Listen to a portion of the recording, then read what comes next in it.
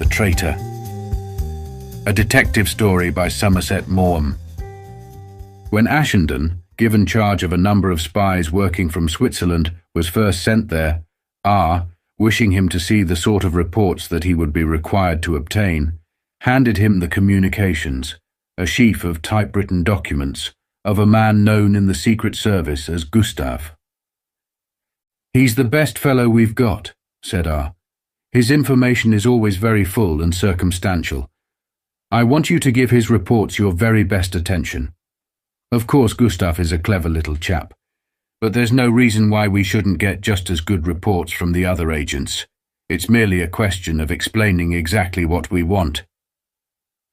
Gustav, who lived at Basel, represented a Swiss firm with branches at Frankfurt, Mannheim and Cologne, and by virtue of his business was able to go in and out of Germany without risk. He travelled up and down the Rhine and gathered material about the movement of troops, the manufacture of munitions, the state of mind of the country, a point on which R laid stress, and other matters upon which the Allies desired information. His frequent letters to his wife hid an ingenious code, and the moment she received them in Basel, she sent them to Ashenden in Geneva, who extracted from them the important facts and communicated these in the proper quarter.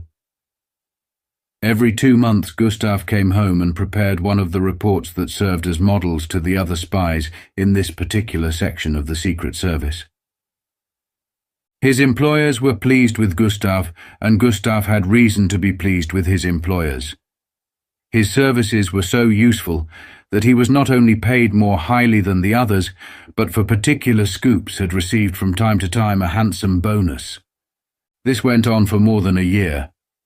Then something aroused R's quick suspicions. He was a man of an amazing alertness, not so much of mind as of instinct, and he had suddenly a feeling that some hanky-panky was going on. He said nothing definite to Ashenden, whatever R surmised he was disposed to keep to himself, but told him to go to Basel, Gustav being then in Germany, and have a talk with Gustav's wife. He left it to Ashenden to decide the tenor of the conversation. Having arrived at Basel, and leaving his bag at the station, for he did not yet know whether he would have to stay or not, he took a tram to the corner of the street in which Gustav lived, and, with a quick look to see that he was not followed, walked along to the house he sought. It was a block of flats that gave you the impression of decent poverty, and Ashenden conjectured that they were inhabited by clerks and small tradespeople. Just inside the door was a cobbler's shop, and Ashenden stopped. "Does Herr Grabo live here?" he asked in his none too fluent German. "Yes, I saw him go up a few minutes ago. You'll find him in." Ashenden was startled, for he had but the day before received through Gustav's wife a letter addressed from Mannheim, in which Gustav, by means of his code, gave the numbers of certain regiments that had just crossed the Rhine. Ashenden thought it unwise to ask the cobbler the question that rose to his lips, so thanked him and went up to the 3rd floor, on which he knew already that Gustav lived. He rang the bell and heard it tinkle within. In a moment, the door was opened by a dapper little man with a close-shaven round head and spectacles. He wore carpet slippers. "Herr Grabo?" asked Ashenden. "At your service," said Gustav. "May I come in?" Gustav was standing with his back to the light, and Ashenden could not see the look on his face. He felt a momentary hesitation and gave the name under which he received Gustav's letters from Germany. Come in, I'm very glad to see you." Gustav led the way into a stuffy little room, heavy with carved oak furniture, and on the large table covered with a tablecloth of green velveteen was a typewriter. Gustav was apparently engaged in composing one of his invaluable reports. A woman was sitting at the open window darning socks, but at a word from Gustav rose, gathered up her things, and left. Ashenden had disturbed a pretty picture of connubial bliss. "Sit down, please. How very fortunate that I was in Bile. I have long wanted to make your acquaintance. I have only just this minute returned from Germany." He pointed to the sheets of paper by the typewriter. "I think you will be pleased with the news I bring.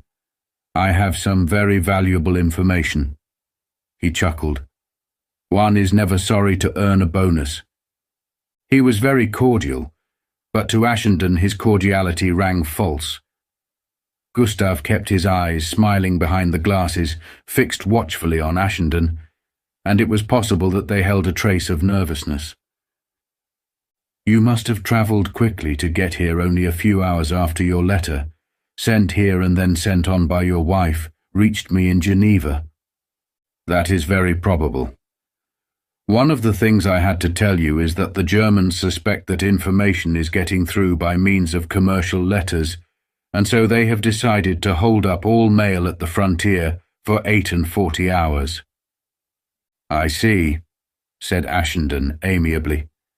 "And was it on that account that you took the precaution of dating your letter 48 hours after you sent it?" "Did I do that? That was very stupid of me. I must have mistaken the day of the month."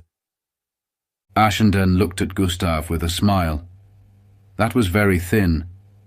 Gustav, a businessman, knew too well how important in his particular job was the exactness of a date. The circuitous routes by which it was necessary to get information from Germany made it difficult to transmit news quickly, and it was essential to know precisely on what days certain events had taken place. "Let me look at your passport a minute," said Ashenden. "What do you want with my passport?" "I want to see when you went into Germany and when you came out." "But you do not imagine that my comings and goings are marked on my passport. I have methods of crossing the frontier." Ashenden knew a good deal of this matter. He knew that both the Germans and the Swiss guarded the frontier with severity. "Oh? Why should you not cross in the ordinary way? You were engaged because your connection with a Swiss firm supplying necessary goods to Germany made it easy for you to travel backwards and forwards without suspicion. I can understand that you might get past the German sentries with the connivance of the Germans, but what about the Swiss?" Gustav assumed a look of indignation. "I do not understand you. Do you mean to suggest that I am in the service of the Germans? I give you my word of honor. I will not allow my integrity to be impugned." "You would not be the only one to take money from both sides and provide information of value to neither." "Do you pretend that my information is of no value? Why then have you given me more bonuses than any other agent has received? The Colonel has repeatedly expressed the highest satisfaction with my services." It was Ashenden's turn now to be cordial. "Come, come, my dear fellow, do not try to ride the high horse. You do not wish to show me your passport, and I will not insist. You are not under the impression that we leave the statements of our agents without corroboration, or that we are so foolish as not to keep track of their movements. Even the best of jokes cannot bear an indefinite repetition. I am in peacetime a humorist by profession, and I tell you that from bitter experience." Now Ashenden thought the moment had arrived to attempt his bluff. He knew something of the excellent but difficult game of poker. "We have information that you have not been to Germany now, nor since you were engaged by us, but have sat here quietly in Basel, and all your reports are merely due to your fertile imagination." Gustav looked at Ashenden and saw a face expressive of nothing but tolerance and good humour. A smile slowly broke on his lips, and he gave his shoulders a little shrug. "Did you think I was such a fool as to risk my life for £50 a month? I love my wife." Ashenden laughed outright. "I congratulate you. It is not everyone who can flatter himself that he has made a fool of our Secret Service for a year. I had the chance of earning money without any difficulty. My firm stopped sending me into Germany at the beginning of the war, but I learned what I could from the other travellers. I kept my ears open in restaurants and beer cellars, and I read the German papers. I got a lot of amusement out of sending you reports and letters." "I don't wonder," said Ashenden. "What are you going to do?" "Nothing. What can we do? You are not under the impression that we shall continue to pay you a salary." "No, I cannot expect that. By the way, if it is not indiscreet, may I ask if you have been playing the same game with the Germans?" "Oh, no," Gustav cried vehemently. "How can you think it? My sympathies are absolutely pro-Ali. My heart is entirely with you." "Well, why not?" asked Ashenden. "The Germans have all the money in the world, and there is no reason why you should not get some of it.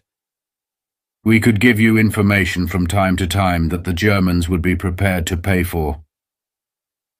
Gustav drummed his fingers on the table. He took up a sheet of the now useless report. "The Germans are dangerous people to meddle with.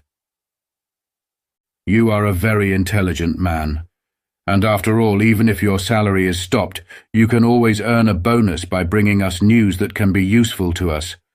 But it will have to be substantiated.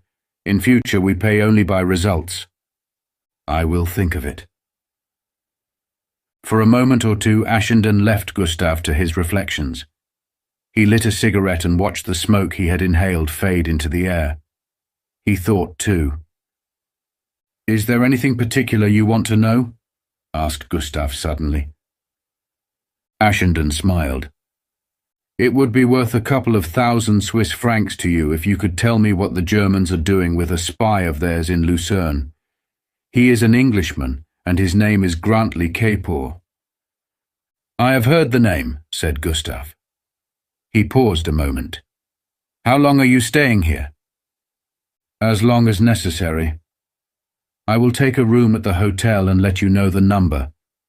If you have anything to say to me, you can be sure of finding me in my room at 9 every morning and at 7 every night. I should not risk coming to the hotel, but I can write." "Very well." Ashenden rose to go, and Gustav accompanied him to the door. "We part without ill feeling, then?" he asked. "Of course. Your reports will remain in our archives as models of what a report should be." Ashenden spent 2 or 3 days visiting Basel. It did not much amuse him. He passed a good deal of time in the bookshops turning over the pages of books that would have been worth reading if life were 1,000 years long.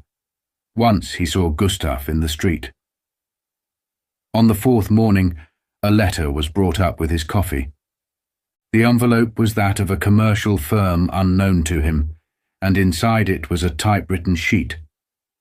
There was no address and no signature. Ashenden wondered if Gustav was aware that a typewriter could betray its owner as certainly as a handwriting.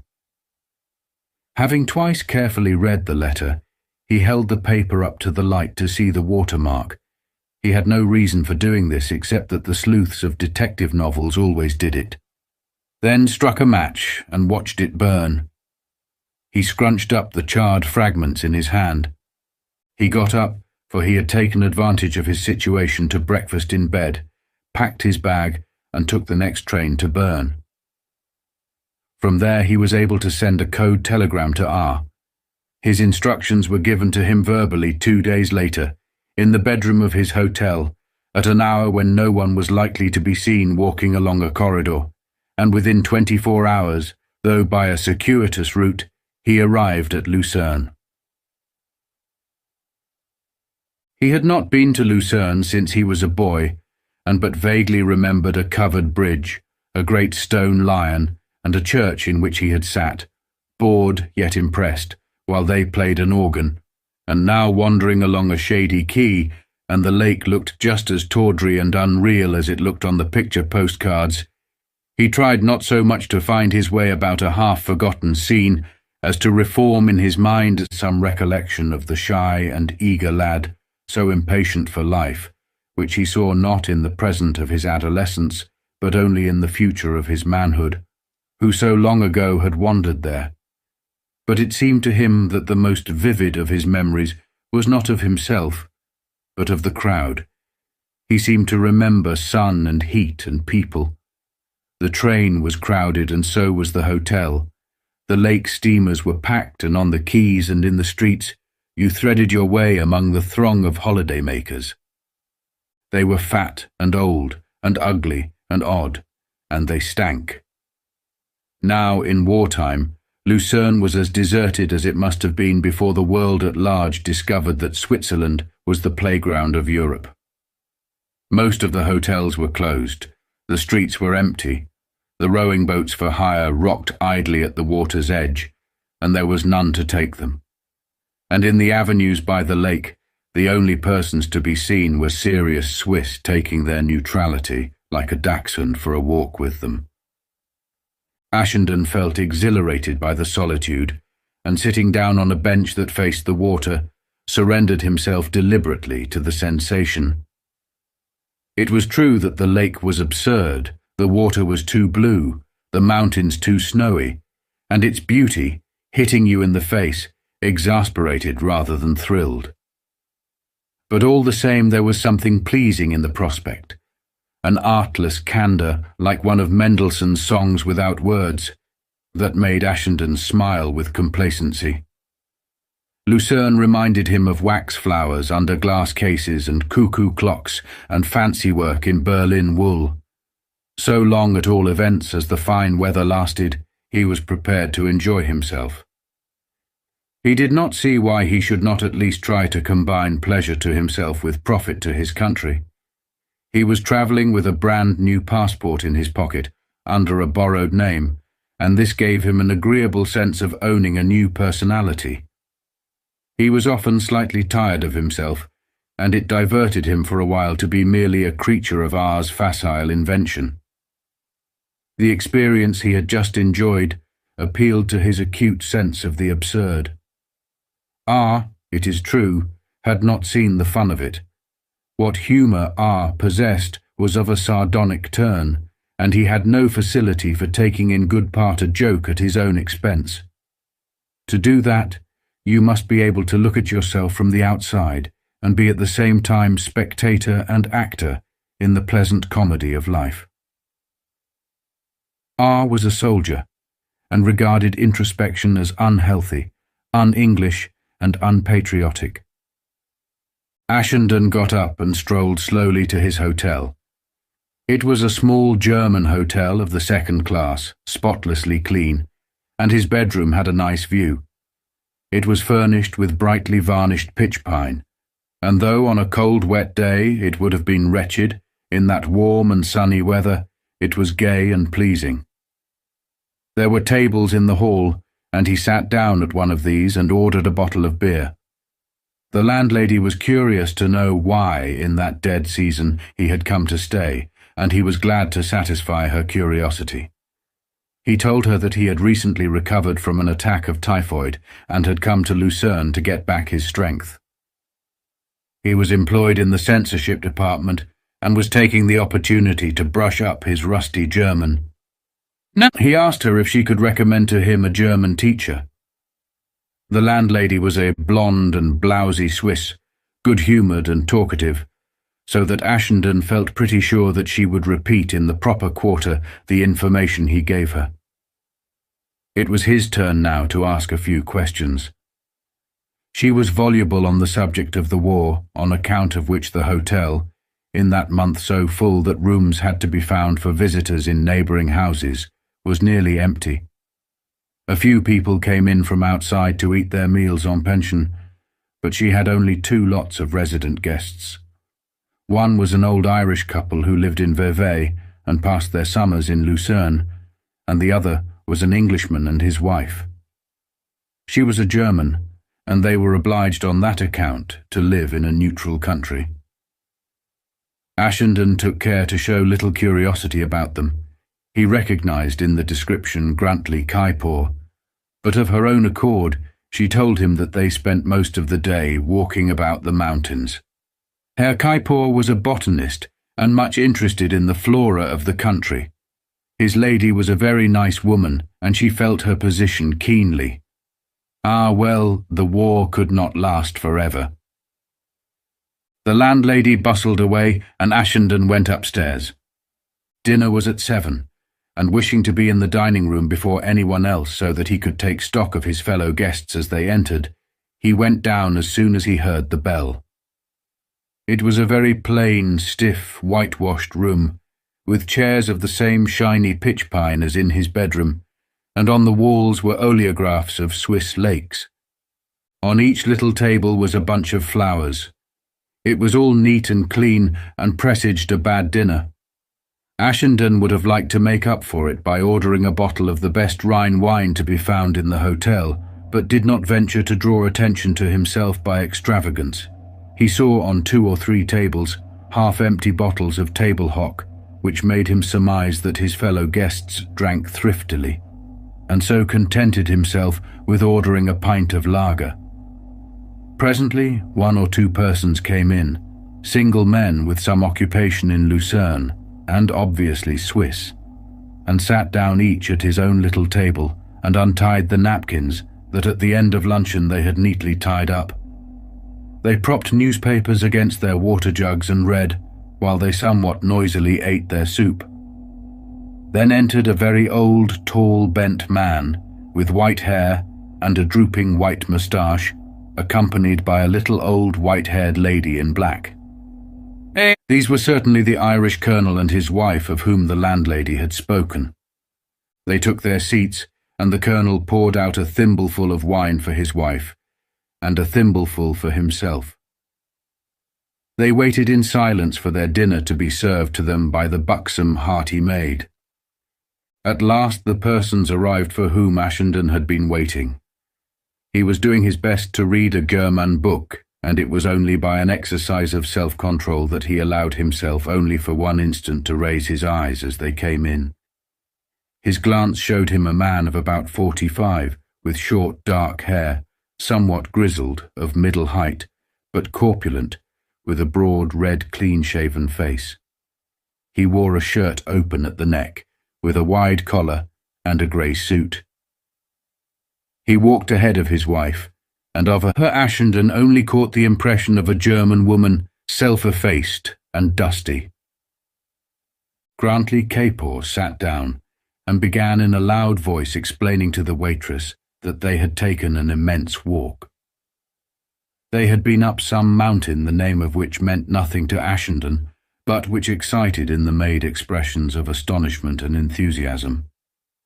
Then Capor, still in fluent German but with a marked English accent, said that they were so late they had not even gone up to wash, but had just rinsed their hands outside. He had a resonant voice and a jovial manner. "Serve me quick, we're starving with hunger, and bring beer, bring 3 bottles. Lieber Gott, what a thirst I have." He seemed to be a man of exuberant vitality. He brought into that dull, over-clean dining room the breath of life, and everyone in it appeared on a sudden more alert. He began to talk to his wife, in English, and everything he said could be heard by all, but presently she interrupted him with a remark made in an undertone. Capor stopped, and Ashenden felt that his eyes were turned in his direction. Mrs. Capor had noticed the arrival of a stranger and had drawn her husband's attention to it. Ashenden turned the page of the book he was pretending to read, but he felt that Capor's gaze was fixed intently upon him. When he addressed his wife again, it was in so low a tone that Ashenden could not even tell what language he used. But when the maid brought them their soup, Capor, his voice still low, asked her a question. It was plain that he was inquiring who Ashenden was. Ashenden could catch of the maid's reply but the one word lender. 1 or 2 people finished their dinner and went out picking their teeth. The old Irish colonel and his old wife rose from their table, and he stood aside to let her pass. They had eaten their meal without exchanging a word. She walked slowly to the door, but the colonel stopped to say a word to a Swiss who might have been a local attorney, and when she reached it, she stood there, bowed, and with a sheep-like look, patiently waiting for her husband to come and open it for her. Ashenden realized that she had never opened a door for herself. She did not know how to. In a minute, the colonel with his old gait came to the door and opened it. She passed out, and he followed. The little incident offered a key to their whole lives, and from it, Ashenden began to reconstruct their histories, circumstances and characters. But he pulled himself up. He could not allow himself the luxury of creation. He finished his dinner. When he went into the hall, he saw tied to the leg of a table a bull terrier, and in passing mechanically put down his hand to fondle the dog's drooping, soft ears. The landlady was standing at the foot of the stairs. "Whose is this lovely beast?" asked Ashenden. "He belongs to Herr Kaipor, Fritzi, he is called. Herr Kaipor says he has a longer pedigree than the King of England." Fritzi rubbed himself against Ashenden's leg, and with his nose sought the palm of his hand. Ashenden went upstairs to fetch his hat, and when he came down, saw Kaipor standing at the entrance of the hotel talking with the landlady. From the sudden silence and their constrained manner, he guessed that Kaipor had been making inquiries about him. When he passed between them into the street, out of the corner of his eye, he saw Kaipor give a suspicious stare. That frank, jovial red face bore then a look of shifty cunning. Ashenden strolled along till he found a tavern where he could have his coffee in the open, and to compensate himself for the bottle of beer that his sense of duty had urged him to drink at dinner, ordered the best brandy the house provided. He was pleased at last to have come face to face with the man of whom he had heard so much, and in a day or two hoped to become acquainted with him. It is never very difficult to get to know anyone who has a dog. But he was in no hurry. He would let things take their course. With the object he had in view, he could not afford to be hasty. Ashenden reviewed the circumstances. Grantley Kaipor was an Englishman, born according to his passport in Birmingham, and he was 42 years of age. His wife, to whom he had been married for 11 years, was of German birth and parentage. That was public knowledge. Information about his antecedents was contained in a private document. He had started life, according to this, in a lawyer's office in Birmingham, and then had drifted into journalism. He had been connected with an English paper in Cairo, and with another in Shanghai. There he got into trouble for attempting to get money on false pretenses, and was sentenced to a short term of imprisonment. All trace of him was lost for 2 years after his release, when he reappeared in a shipping office in Marseille. From there, still in the shipping business, he went to Hamburg, where he married, and to London. In London, he set up for himself in the export business, but after some time failed and was made a bankrupt. He returned to journalism. At the outbreak of war, he was once more in the shipping business, and in August 1914 was living quietly with his German wife at Southampton. In the beginning of the following year, he told his employers that owing to the nationality of his wife, his position was intolerable. They had no fault to find with him, and recognizing that he was in an awkward fix, granted his request that he should be transferred to Genoa. Here he remained till Italy entered the war, but then gave notice and with his papers in perfect order, crossed the border and took up his residence in Switzerland. All this indicated a man of doubtful honesty and unsettled disposition, with no background and of no financial standing, but the facts were of no importance to anyone till it was discovered that Kaipor, certainly from the beginning of the war and perhaps sooner, was in the service of the German intelligence department. He had a salary of £40 a month. But though dangerous and wily, no steps would have been taken to deal with him if he had contented himself with transmitting such news as he was able to get in Switzerland. He could do no great harm there, and it might even be possible to make use of him to convey information that it was desirable to let the enemy have.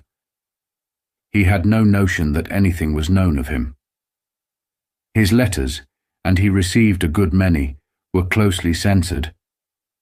There were few codes that the people who dealt with such matters could not in the end decipher, and it might be that sooner or later through him it would be possible to lay hands on the organisation that still flourished in England. But then he did something that drew R's attention to him. Had he known it, none could have blamed him for shaking in his shoes. R was not a very nice man to get on the wrong side of. Traitor scraped acquaintance in Zurich with a young Spaniard, Gomez by name, who had lately entered the British Secret Service. By his nationality inspired him with confidence, and managed to worm out of him the fact that he was engaged in espionage. Probably the Spaniard, with a very human desire to seem important, had done no more than talk mysteriously. But on Traitor's information, he was watched when he went to Germany, and one day caught just as he was posting a letter in a code that was eventually deciphered. He was tried, convicted, and shot. It was bad enough to lose a useful and disinterested agent, but it entailed besides the changing of a safe and simple code. R was not pleased. But R was not the man to let any desire of revenge stand in the way of his main object, and it occurred to him that if Traitor was merely betraying his country for money, it might be possible to get him to take more money to betray his employers. The fact that he had succeeded in delivering into their hands an agent of the Allies must seem to them an earnest of his good faith. He might be very useful. But R had no notion what kind of man Traitor was. He had lived his shabby, furtive life obscurely, and the only photograph that existed of him was one taken for a passport. Ashenden's instructions were to get acquainted with Traitor and see whether there was any chance that he would work honestly for the British. If he thought there was, he was entitled to sound him, and if his suggestions were met with favour, to make certain propositions. It was a task that needed tact and a knowledge of men. If, on the other hand, Ashenden came to the conclusion that Traitor could not be bought, he was to watch and report his movements. The information he had obtained from Gustav was vague, but important. There was only one point in it that was interesting, and this was that the head of the German intelligence department in Bern was growing restive at Traitor's lack of activity. Traitor was asking for a higher salary, and Major von P had told him that he must earn it. It might be that he was urging him to go to England. If he could be induced to cross the frontier, Ashenden's work was done. "How the devil do you expect me to persuade him to put his head in a noose?" asked Ashenden. "It won't be a noose, it'll be a firing squad," said R. "Traitor's clever." "Well, be cleverer, damn your eyes." Ashenden made up his mind that he would take no steps to make Traitor's acquaintance, but allow the first advances to be made by him. If he was being pressed for results, it must surely occur to him that it would be worthwhile to get into conversation with an Englishman who was employed in the censorship department. Ashenden was prepared with a supply of information that it could not in the least benefit the Central Powers to possess. With a false name and a false passport, he had little to fear that Traitor would guess that he was a British agent. Ashenden did not have to wait long. Next day he was sitting in the doorway of the hotel, drinking a cup of coffee, and already half asleep after a substantial Mittagessen, when the Traitors came out of the dining room. Mrs. Traitor went upstairs, and Traitor released his dog. The dog bounded along and in a friendly fashion leaped up against Ashenden. "Come here, Fritzi," cried Traitor, and then to Ashenden, "I'm so sorry, but he's quite gentle." "Oh, that's all right. He won't hurt me." Traitor stopped at the doorway. "He's a bull terrier. You don't often see them on the continent." He seemed while he spoke to be taking Ashenden's measure. He called to the maid. "A coffee, please, Fräulein. You've just arrived, haven't you?" "Yes, I came yesterday." "Really? I didn't see you in the dining room last night. Are you making a stay?" "I don't know. I've been ill and I've come here to recuperate." The maid came with the coffee, and seeing Kaipor talking to Ashenden, put the tray on the table at which he was sitting. Kaipor gave a laugh of faint embarrassment. "I don't want to force myself upon you. I don't know why the maid put my coffee on your table." "Please sit down," said Ashenden. "It's very good of you. I've lived so long on the continent that I'm always forgetting that my countrymen are apt to look upon it as confounded cheek if you talk to them. Are you English, by the way, or American?" "English," said Ashenden. Ashenden was by nature a very shy person, and he had in vain tried to cure himself of a failing that at his age was unseemly, but on occasion he knew how to make effective use of it. He explained now, in a hesitating and awkward manner, the facts that he had the day before told the landlady, and that he was convinced she had already passed on to Kaipor. "You couldn't have come to a better place than Lucerne. It's an oasis of peace in this war-weary world. When you're here, you might almost forget that there is such a thing as a war going on. That is why I've come here. I'm a journalist by profession." "I couldn't help wondering if you wrote," said Ashenden, with an eagerly timid smile. It was clear that he had not learnt that oasis of peace in a war-weary world at the shipping office.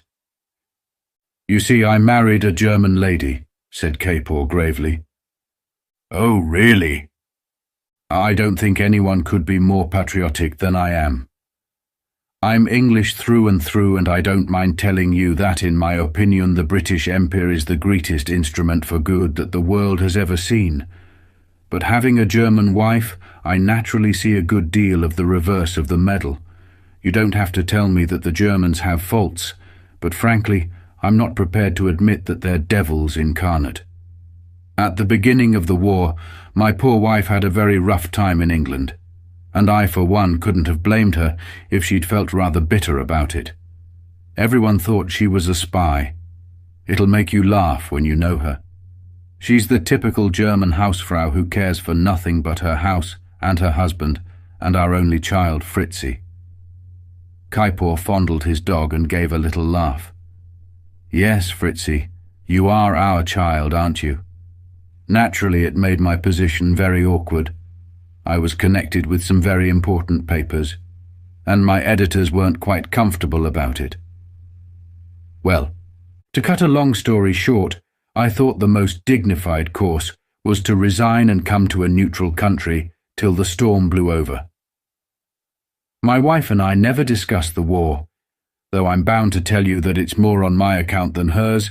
She's much more tolerant than I am, and she's more willing to look upon this terrible business from my point of view than I am from hers." "That is strange," said Ashenden. "As a rule, women are so much more rabid than men." "My wife is a very remarkable person. I should like to introduce you to her. By the way, I don't know if you know my name. Grantley Kaipor." "My name is Somerville," said Ashenden. He told him then of the work he had been doing in the censorship department, and he fancied that into Kaipor's eyes came a certain intentness. Presently he told him that he was looking for someone to give him conversation lessons in German, so that he might rub up his rusty knowledge of the language. And as he spoke, a notion flashed across his mind. He gave Kaipor a look, and saw that the same notion had come to him. It had occurred to them at the same instant that it would be a very good plan for Ashenden's teacher to be Mrs. Kaipor. "I asked our landlady if she could find me someone, and she said she thought she could. I must ask her again. It ought not to be very hard to find a man who is prepared to come and talk German to me for an hour a day." "I wouldn't take anyone on the landlady's recommendation," said Kaipor. "After all, you want someone with a good North German accent, and she only talks Swiss. I'll ask my wife if she knows anyone. My wife's a very highly educated woman, and you could trust her recommendation." "That's very kind of you." Ashenden observed Grantley Kaipor at his ease. He noticed how the small grey-green eyes, which last night he had not been able to see, contradicted the red, good-humoured frankness of the face. They were quick and shifty, but when the mind behind them was seized by an unexpected notion, they were suddenly still. It gave one a peculiar feeling of the working of the brain. They were not eyes that inspired confidence. Traitor did that with his jolly, good-natured smile, the openness of his broad, weather-beaten face, his comfortable obesity, and the cheeriness of his loud, deep voice. He was doing his best now to be agreeable. While Ashenden talked to him, a little shyly still but gaining confidence from that breezy, cordial manner, capable of putting anyone at his ease, it intrigued him to remember that the man was a common spy. It gave a tang to his conversation to reflect that he had been ready to sell his country for no more than £40 a month. Ashenden had known Gomez, the young Spaniard whom Traitor had betrayed. He was a high-spirited youth, with a love of adventure, and he had undertaken his dangerous mission not for the money he earned by it, but from a passion for romance. It amused him to outwit the clumsy German, and it appealed to his sense of the absurd to play a part in a shilling shocker. It was not very nice to think of him now 6 feet underground in a prison yard. He was young, and he had a certain grace of gesture. Ashenden wondered whether Traitor had felt a qualm when he delivered him up to destruction. "I suppose you know a little German?" asked Traitor, interested in the stranger. "Oh yes, I was a student in Germany, and I used to talk it fluently, but that is long ago, and I have forgotten.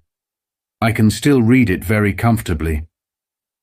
"Oh yes, I noticed you were reading a German book last night." Fool. It was only a little while since he had told Ashenden that he had not seen him at dinner. He wondered whether Traitor had observed the slip. How difficult it was never to make one. Ashenden must be on his guard. The thing that made him most nervous was the thought that he might not answer readily enough to his assumed name of Somerville. Of course, there was always the chance that Traitor had made the slip on purpose, to see by Ashenden's face whether he noticed anything. Traitor got up. "There is my wife. We go for a walk up one of the mountains every afternoon. I can tell you some charming walks. The flowers even now are lovely." "I'm afraid I must wait till I'm a bit stronger," said Ashenden with a little sigh. He had naturally a pale face and never looked as robust as he was. Mrs. Traitor came downstairs and her husband joined her. They walked down the road, Fritzi bounding round them, and Ashenden saw that Traitor immediately began to speak with volubility. He was evidently telling his wife the results of his interview with Ashenden. Ashenden looked at the sun shining so gaily on the lake. The shadow of a breeze fluttered the green leaves of the trees. Everything invited to a stroll. He got up, went to his room, and throwing himself on his bed, had a very pleasant sleep.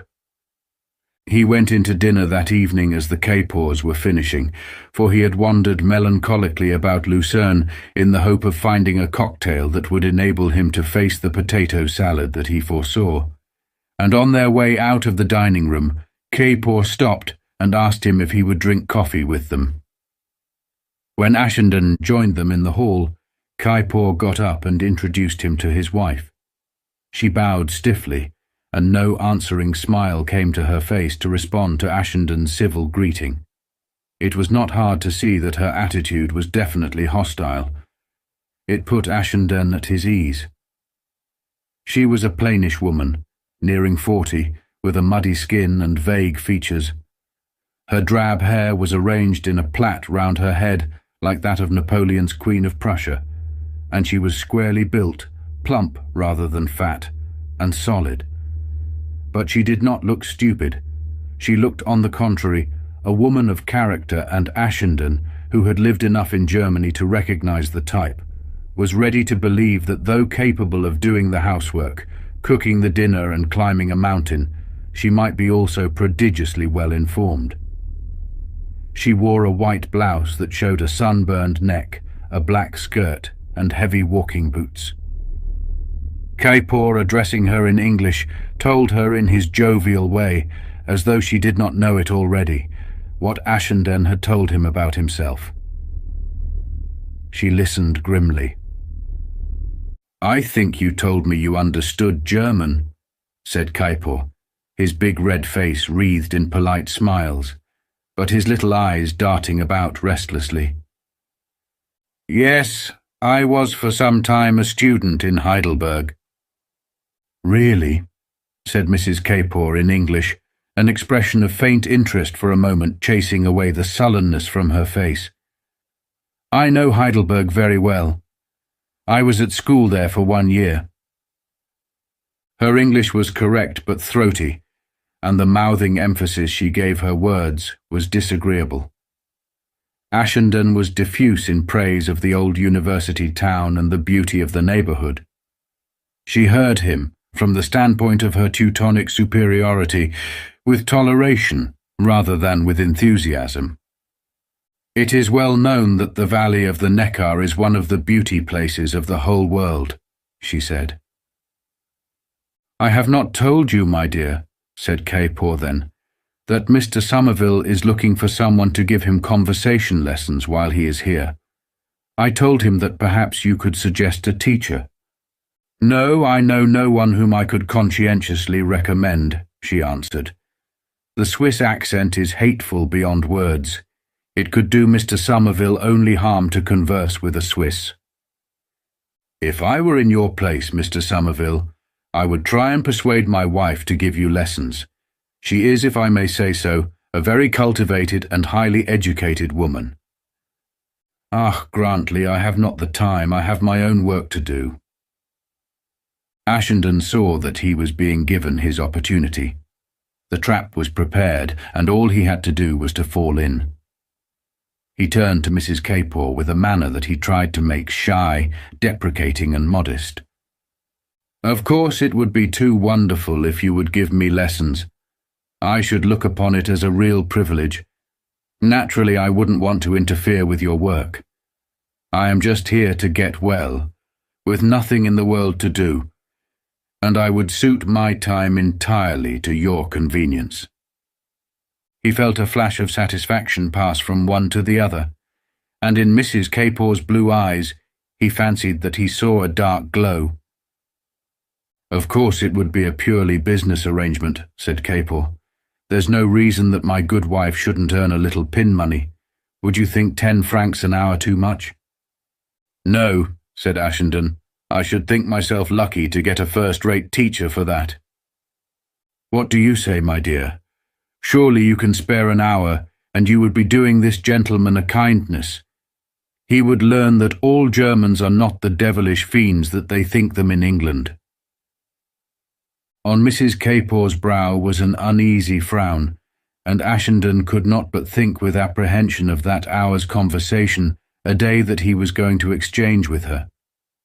Heaven only knew how he would have to rack his brain for subjects of discourse with that heavy and morose woman. Now she made a visible effort. "I shall be very pleased to give Mr. Somerville conversation lessons." "I congratulate you, Mr. Somerville," said Traitor noisily. "You're in for a treat. When will you start?"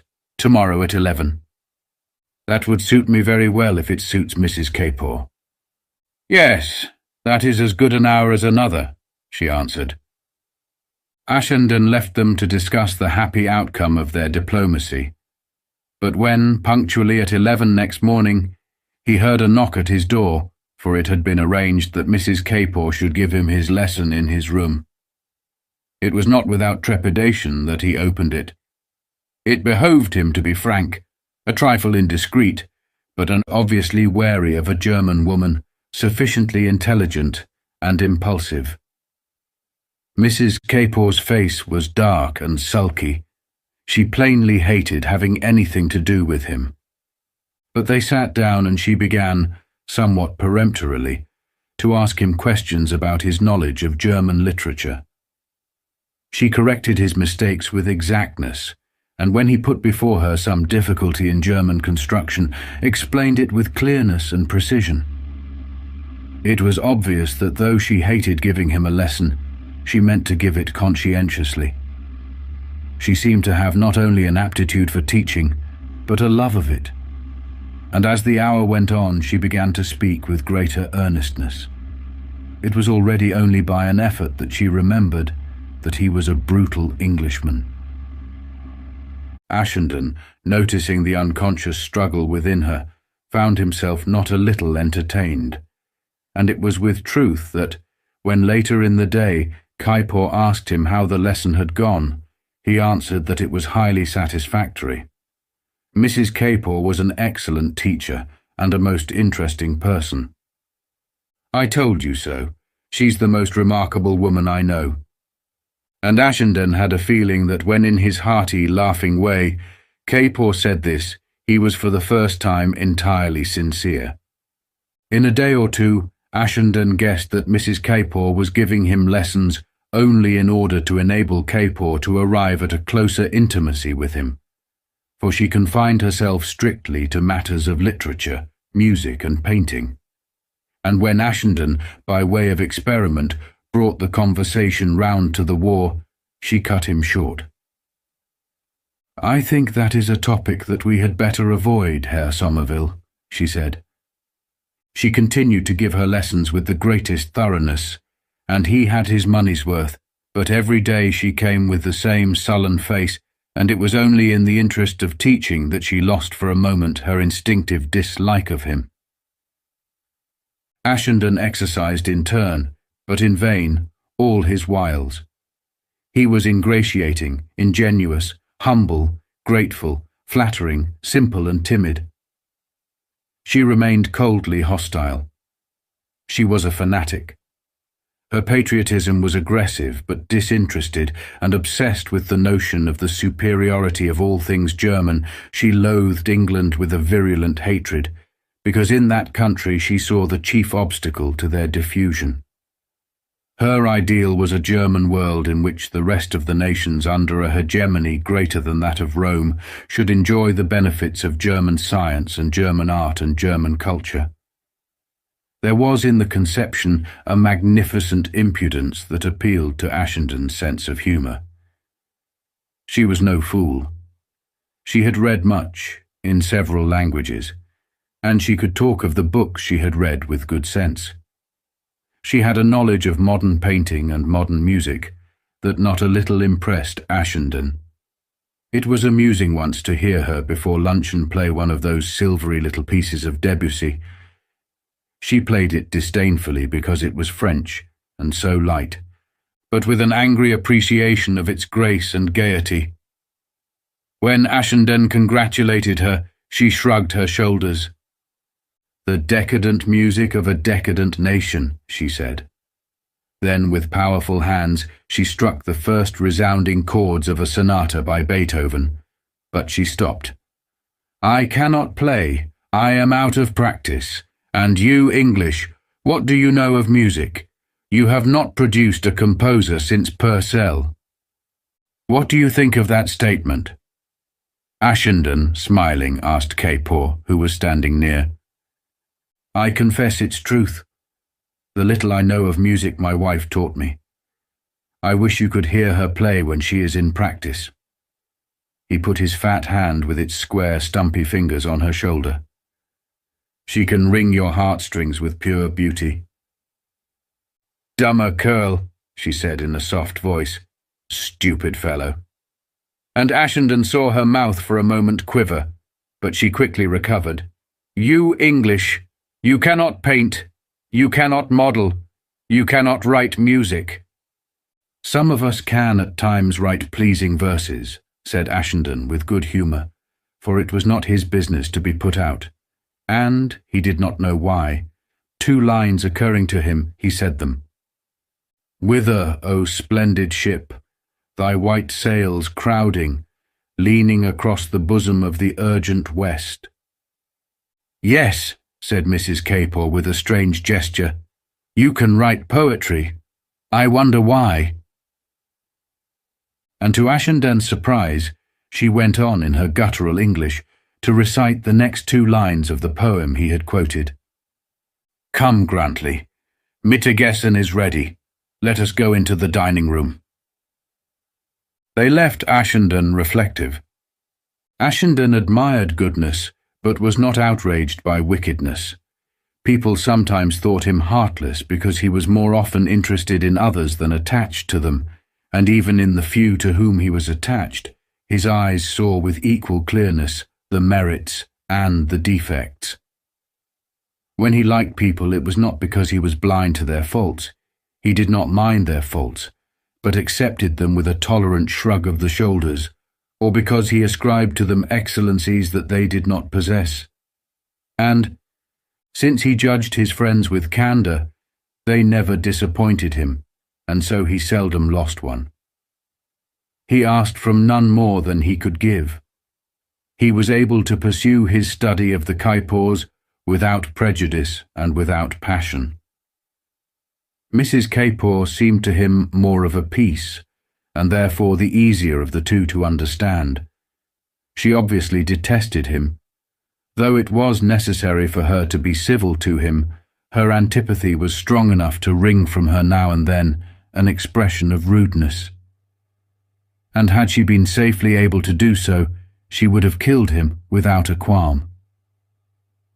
But in the pressure of Kaypor's chubby hand on his wife's shoulder, and in the fugitive trembling of her lips, Ashenden had divined that this unprepossessing woman and that mean fat man were joined together by a deep and sincere love. It was touching. Ashenden assembled the observations that he had been making for the past few days, and little things that he had noticed but to which he had attached no significance returned to him. It seemed to him that Mrs. Kaypor loved her husband because she was of a stronger character than he, and because she felt his dependence on her. She loved him for his admiration of her, and you might guess that till she met him, this dumpy, plain woman with her dullness, good sense and want of humour could not have much enjoyed the admiration of men. She enjoyed his heartiness and his noisy jokes, and his high spirits stirred her sluggish blood. He was a great big bouncing boy, and he would never be anything else, and she felt like a mother towards him. She had made him what he was, and he was her man and she was his woman, and she loved him, notwithstanding his weakness, for with her clear head she must always have been conscious of that. She loved him. Ach, was as Isolde loved Tristan. But then there was the espionage. Even Ashenden, with all his tolerance for human frailty, could not but feel that to betray your country for money is not a very pretty proceeding. Of course she knew of it. Indeed, it was probably through her that Kaypor had first been approached. He would never have undertaken such work if she had not urged him to it. She loved him, and she was an honest and an upright woman. By what devious means had she persuaded herself to force her husband to adopt so base and dishonourable a calling? Ashenden lost himself in a labyrinth of conjecture as he tried to piece together the actions of her mind. Grantley Kaypor was another story. There was little to admire in him, but at that moment Ashenden was not looking for an object of admiration. But there was much that was singular, and much that was unexpected in that gross and vulgar fellow. Ashenden watched with entertainment the suave manner in which the spy tried to inveigle him in his toils. It was a couple of days after his first lesson that Kaypor, after dinner, his wife having gone upstairs, threw himself heavily into a chair by Ashenden's side. His faithful Fritzi came up to him and put his long muzzle with its black nose on his knee. "He has no brain," said Kaypor, "but a heart of gold. Look at those little pink eyes. Did you ever see anything so stupid? And what an ugly face, but what incredible charm." "Have you had him long?" asked Ashenden. "I got him in 1914, just before the outbreak of war. By the way, what do you think of the news today? Of course, my wife and I never discuss the war. You can't think what a relief to me it is to find a fellow countryman to whom I can open my heart." He handed Ashenden a cheap Swiss cigar, and Ashenden, making a rueful sacrifice to duty, accepted it. "Of course they haven't got a chance, the Germans," said Capor. "Not a dog's chance. I knew they were beaten the moment we came in." His manner was earnest, sincere, and confidential. Ashenden made a commonplace rejoinder. "It's the greatest grief of my life that, owing to my wife's nationality, I was unable to do any war work. I tried to enlist the day war broke out, but they wouldn't have me on account of my age. But I don't mind telling you, if the war goes on much longer, wife or no wife, I'm going to do something. With my knowledge of languages, I ought to be of some service in the censorship department. That's where you were, wasn't it?" That was the mark at which he had been aiming, and in answer now to his well-directed questions, Ashenden gave him the information that he had already prepared. Capor drew his chair a little nearer and dropped his voice. "I'm sure you wouldn't tell me anything that anyone shouldn't know, but after all, these Swiss are absolutely pro-German, and we don't want to give anyone the chance of overhearing." Then he went on another tack. He told Ashenden a number of things that were of a certain secrecy. "I wouldn't tell this to anybody else, you know, but I have 1 or 2 friends who are in pretty influential positions, and they know they can trust me." Thus encouraged, Ashenden was a little more deliberately indiscreet, and when they parted, both had reason to be satisfied. Ashenden guessed that Kaipor's typewriter would be kept busy next morning, and that extremely energetic major in Bern would shortly receive a most interesting report. One evening, going upstairs after dinner, Ashenden passed an open bathroom. He caught sight of the Capors. "Come in," cried Capor in his cordial way. "We're washing our Fritzi." The bull terrier was constantly getting himself very dirty, and it was Capor's pride to see him clean and white. Ashenden went in. Mrs. Capor, with her sleeves turned up and a large white apron, was standing at one end of the bath, while Capor, in a pair of trousers and a singlet, his fat freckled arms bare, was soaping the wretched hound. "We have to do it at night," he said, "because the Fitzgeralds use this bath, and they'd have a fit if they knew we washed the dog in it. We wait till they go to bed. Come along, Fritzi. Show the gentleman how beautifully you behave when you have your face scrubbed."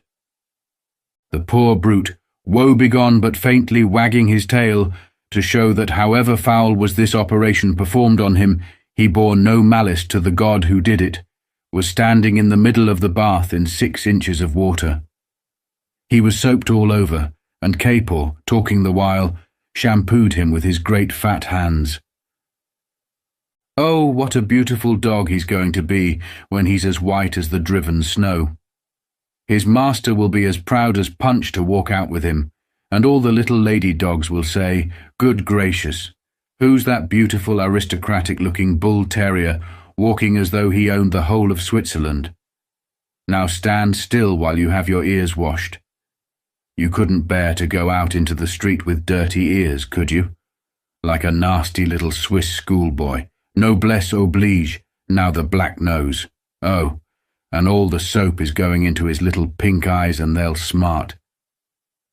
Mrs. Capor listened to this nonsense with a good-humoured, sluggish smile on her broad, plain face, and presently gravely took a towel. "Now he's going to have a ducking.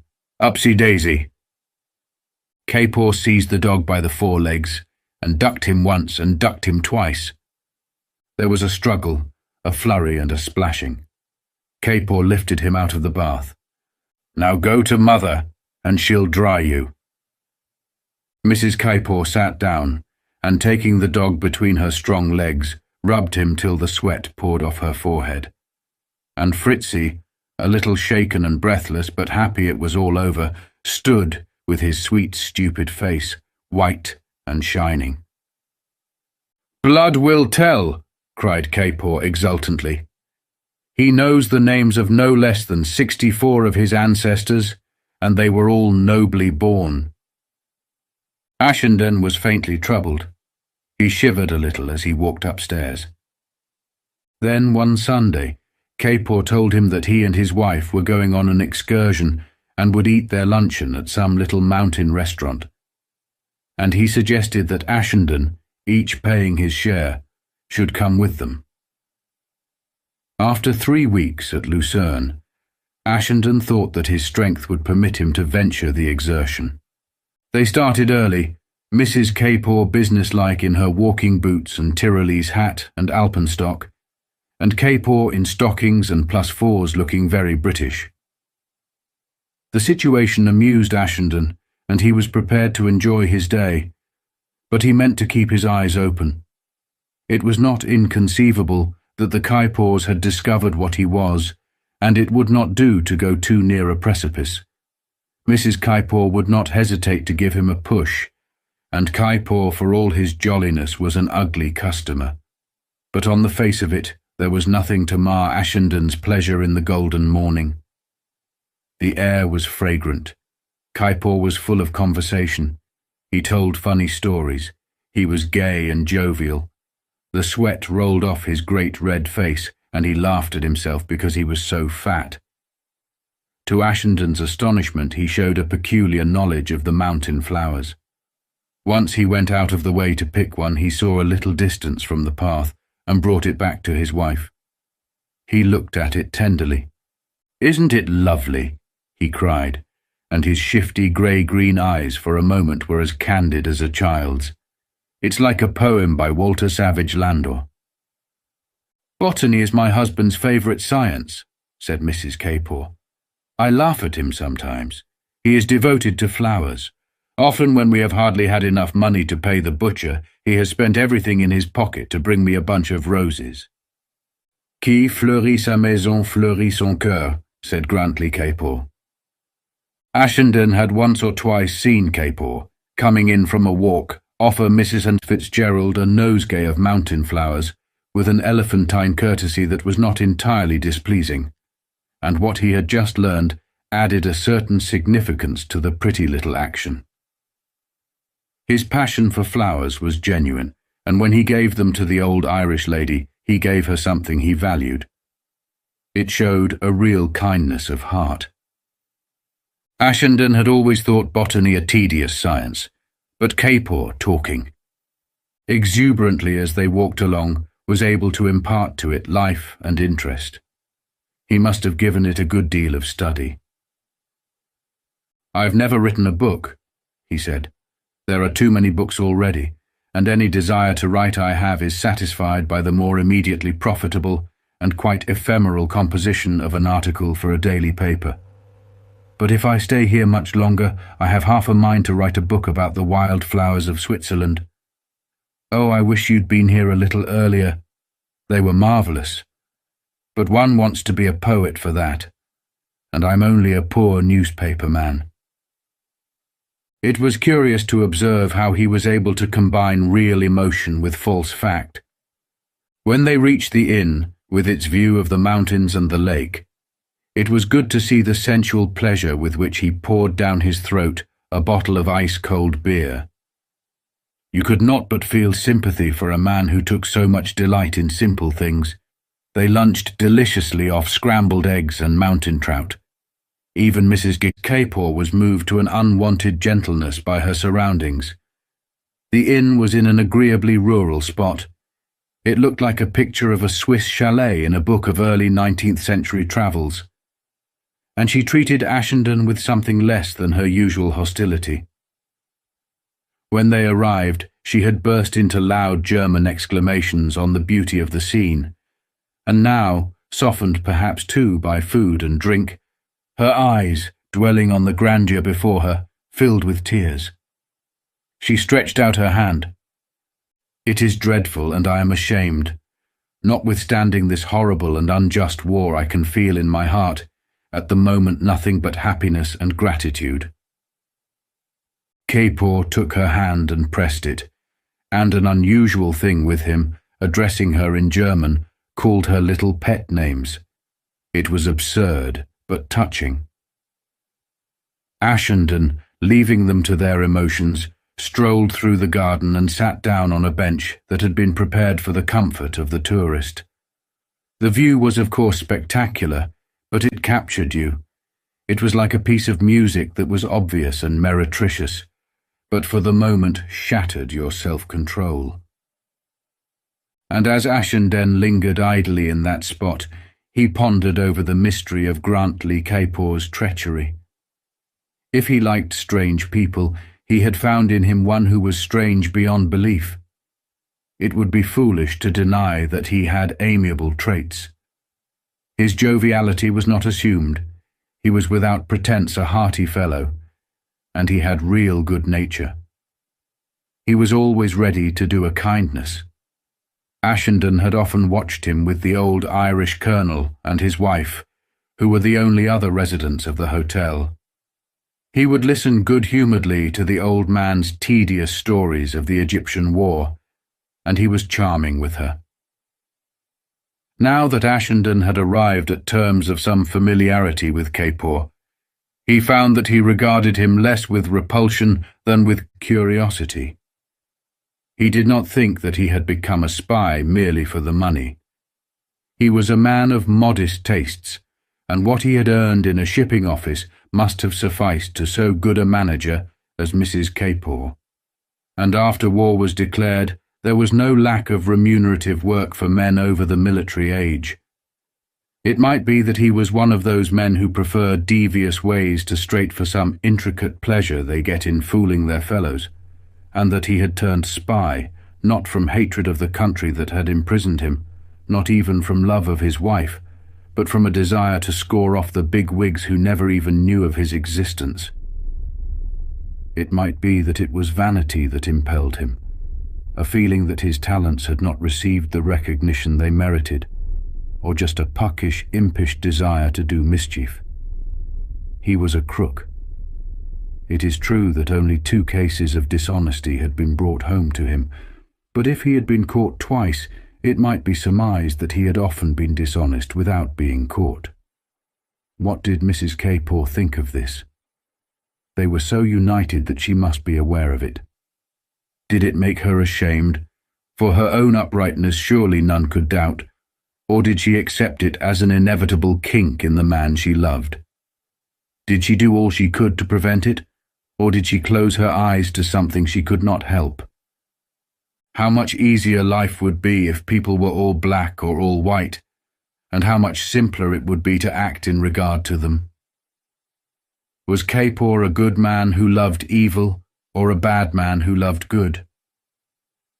And how could such unreconcilable elements exist side by side and in harmony within the same heart? For one thing was clear, Capor was disturbed by no gnawing of conscience.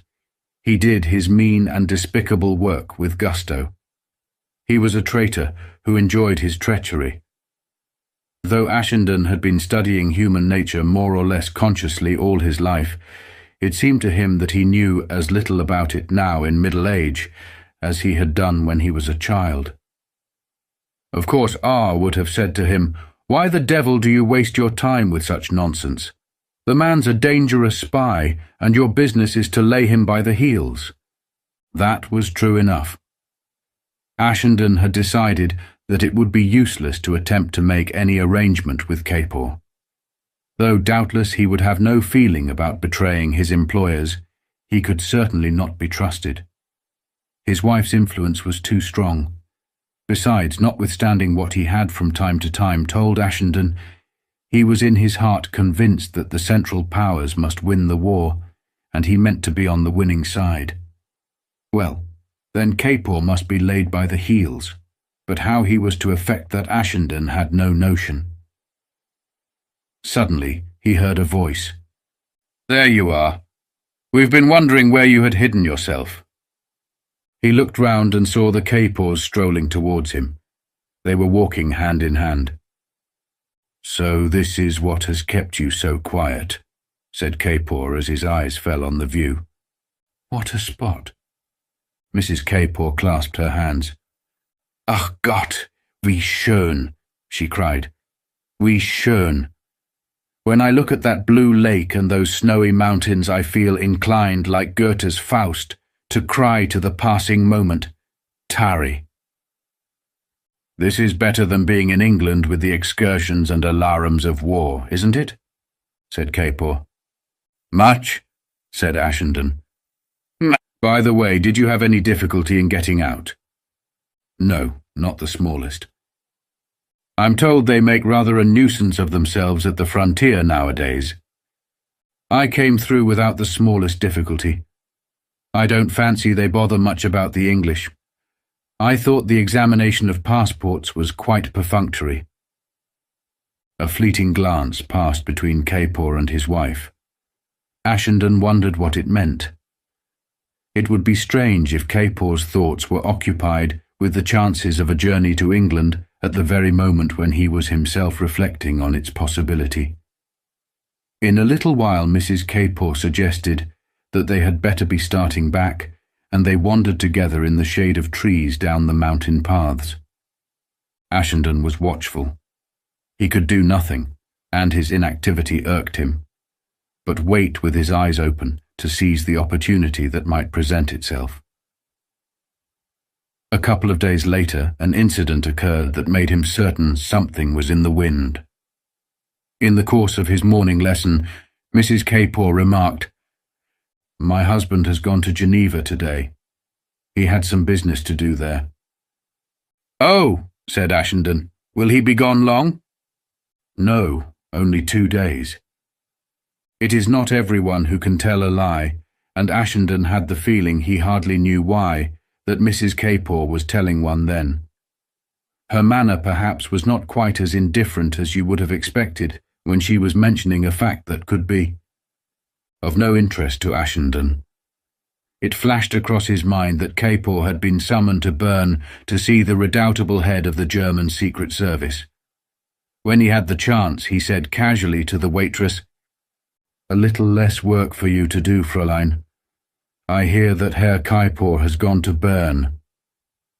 "Yes, but he'll be back tomorrow." That proved nothing, but it was something to go upon. Ashenden knew in Lucerne a Swiss who was willing on emergency to do odd jobs, and looking him up, asked him to take a letter to Bern. It might be possible to pick up Capor and trace his movements. Next day, Capor appeared once more with his wife at the dinner table, but merely nodded to Ashenden, and afterwards both went straight upstairs. They looked troubled. Capor, as a rule so animated, walked with bowed shoulders and looked neither to the right nor to the left. Next morning, Ashenden received a reply to his letter. Capor had seen Major von P. It was possible to guess what the Major had said to him.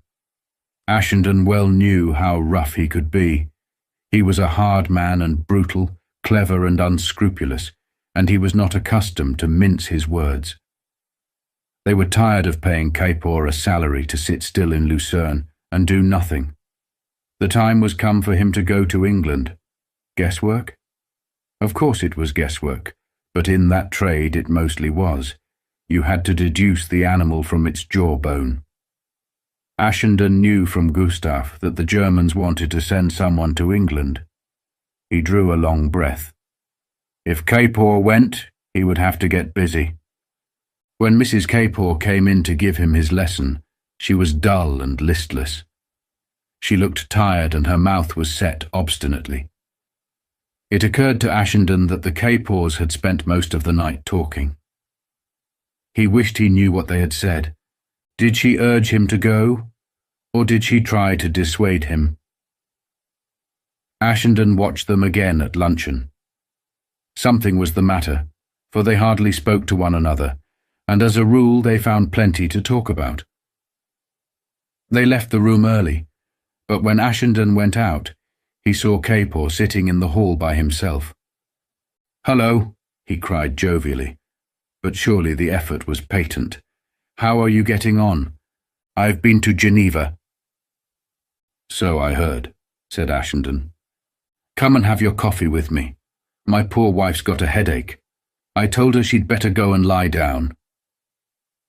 In his shifty green eyes was an expression that Ashenden could not read. "The fact is, she's rather worried, poor dear. I'm thinking of going to England." Ashenden's heart gave a sudden leap against his ribs, but his face remained impassive. "Oh, are you going for long? We shall miss you." "To tell you the truth, I'm fed up with doing nothing. The war looks as though it were going on for years, and I can't sit here indefinitely. Besides, I can't afford it. I've got to earn my living. I may have a German wife, but I am an Englishman. Hang it all, and I want to do my bit. I could never face my friends again if I just stayed here in ease and comfort till the end of the war, and never attempted to do a thing to help the country. My wife takes her German point of view, and I don't mind telling you that she's a bit upset. You know what women are." Now Ashenden knew what it was that he saw in Capor's eyes. Fear. It gave him a nasty turn. Capor didn't want to go to England. He wanted to stay safely in Switzerland. Ashenden knew now what the Major had said to him when he went to see him in Bern. He had got to go or lose his salary. What was it that his wife had said when he told her what had happened? He had wanted her to press him to stay, but it was plain she hadn't done that. Perhaps he had not dared tell her how frightened he was. To her he had always been gay, bold, adventurous, and devil-may-care. And now, the prisoner of his own lies, he had not found it in him to confess himself the mean and sneaking coward he was. "Are you going to take your wife with you?" asked Ashenden. "No, she'll stay here." It had been arranged very neatly. Mrs. Capor would receive his letters and forward the information they contained to Bern. "I've been out of England so long that I don't quite know how to set about getting war work. What would you do in my place?" "I don't know. What sort of work are you thinking of?" "Well, you know, I imagine I could do the same thing as you did. I wonder if there's anyone in the censorship department that you could give me a letter of introduction to." It was only by a miracle that Ashenden saved himself from showing by a smothered cry or by a broken gesture how startled he was, but not by Capor's request, by what had just dawned upon him. What an idiot he had been. He had been disturbed by the thought that he was wasting his time at Lucerne. He was doing nothing, and though in fact, as it turned out, Capor was going to England, it was due to no cleverness of his. He could take to himself no credit for the result. And now he saw that he had been put in Lucerne, told how to describe himself, and given the proper information, so that what actually had occurred should occur. It would be a wonderful thing for the German Secret Service to get an agent into the censorship department. And by a happy accident, there was Grantley Capor, the very man for the job, on friendly terms with someone who had worked there. What a bit of luck. Major von P was a man of culture, and rubbing his hands, he must surely have murmured, "Stultum facit fortuna, quem vult perdere." It was a trap of that devilish R, and the grim Major at Bern had fallen into it. Ashenden had done his work just by sitting still and doing nothing. He almost laughed as he thought what a fool R had made of him. "I was on very good terms with the chief of my department. I could give you a note to him if you liked." "That would be just the thing. But of course I must give the facts. I must say I've met you here and only known you a fortnight." "Of course. But you'll say what else you can for me, won't you?" "Oh, certainly."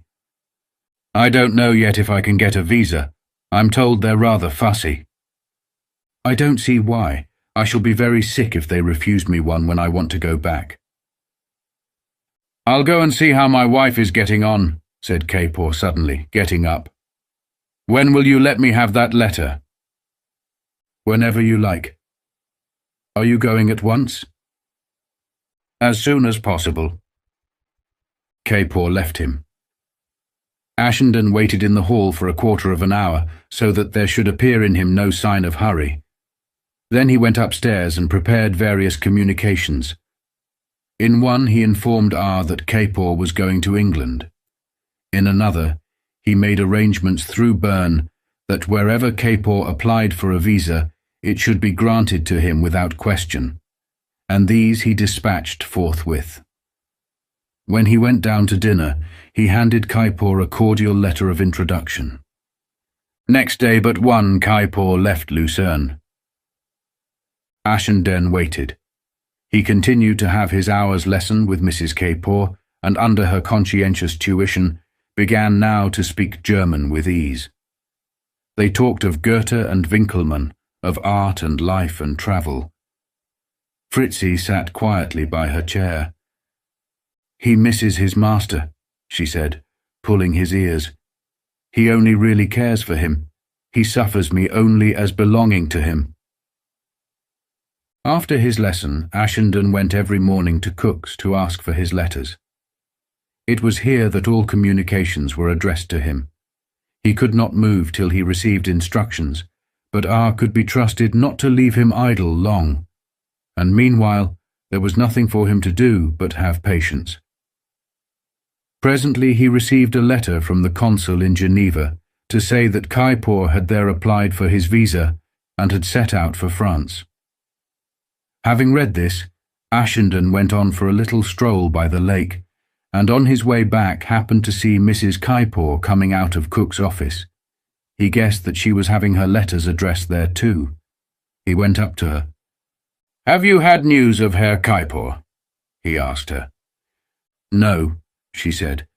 "I suppose I could hardly expect to yet." He walked along by her side.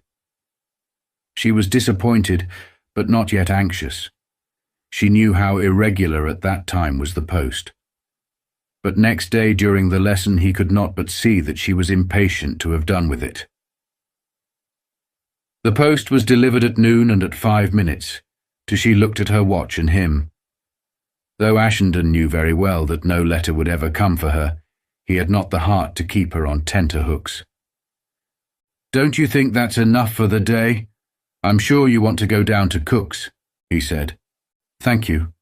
That is very amiable of you." When a little later he went there himself, he found her standing in the middle of the office. Her face was distraught. She addressed him wildly. "My husband promised to write from Paris. I am sure there is a letter for me, but these stupid people say there's nothing. They're so careless. It's a scandal." Ashenden did not know what to say. While the clerk was looking through the bundle to see if there was anything for him, she came up to the desk again. "When does the next post come in from France?" she asked. "Sometimes there are letters about 5. "I'll come then." She turned and walked rapidly away. Fritzi followed her with his tail between his legs. There was no doubt of it. Already the fear had seized her that something was wrong. Next morning she looked dreadful. She could not have closed her eyes all night, and in the middle of the lesson she started up from her chair. "You must excuse me, Herr Somerville. I cannot give you a lesson today. I am not feeling well." Before Ashenden could say anything, she had flung nervously from the room, and in the evening he got a note from her to say that she regretted that she must discontinue giving him conversation lessons. She gave no reason. Then Ashenden saw no more of her. She ceased coming into meals. Except to go morning and afternoon to Cook's, she spent apparently the whole day in her room. Ashenden thought of her sitting there hour after hour with that hideous fear gnawing at her heart. Who could help feeling sorry for her? The time hung heavy on his hands too. He read a good deal and wrote a little. He hired a canoe and went for long, leisurely paddles on the lake, and at last one morning the clerk at Cook's handed him a letter. It was from R. It had all the appearance of a business communication, but between the lines he read a good deal. "Dear Sir," it began, "the goods, with accompanying letter, dispatched by you from Lucerne, have been duly delivered. We are obliged to you for executing our instructions with such promptness." It went on in this strain. R. was exultant. Ashenden guessed that Capor had been arrested and by now had paid the penalty of his crime. He shuddered. He remembered a dreadful scene. Dawn. A cold, grey dawn, with a drizzling rain falling. A man, blindfolded, standing against a wall, an officer very pale giving an order, a volley, and then a young soldier, one of the firing party, turning round and holding on to his gun for support, vomiting. The officer turning paler still, and he, Ashenden, feeling dreadfully faint. How terrified Capor must have been. It was awful when the tears ran down their faces. Ashenden shook himself. He went to the ticket office and, obedient to his orders, bought himself a ticket for Geneva. As he was waiting for his change, Mrs. Capor came in. He was shocked at the sight of her. She was blousy and dishevelled, and there were heavy rings round her eyes. She was deathly pale. She staggered up to the desk and asked for a letter. The clerk shook his head. "I'm sorry, madam, there's nothing yet." "But look, are you sure? Please look again." The misery in her voice was heartrending. The clerk, with a shrug of the shoulders, took out the letters from a pigeonhole and sorted them once more. "No, there's nothing, madam." She gave a hoarse cry of despair, and her face was distorted with anguish. Oh, God," she moaned. She turned away, the tears streaming from her weary eyes, and for a moment she stood there like a blind man groping and not knowing which way to go. Then a fearful thing happened. Fritzi, the bull terrier, sat down on his haunches and threw back his head and gave a long, melancholy howl. Mrs. Capor looked at him with terror. Her eyes seemed really to start from her head. The doubt, the gnawing doubt that had tortured her during those dreadful days of suspense, was a doubt no longer. She knew. She staggered blindly into the street.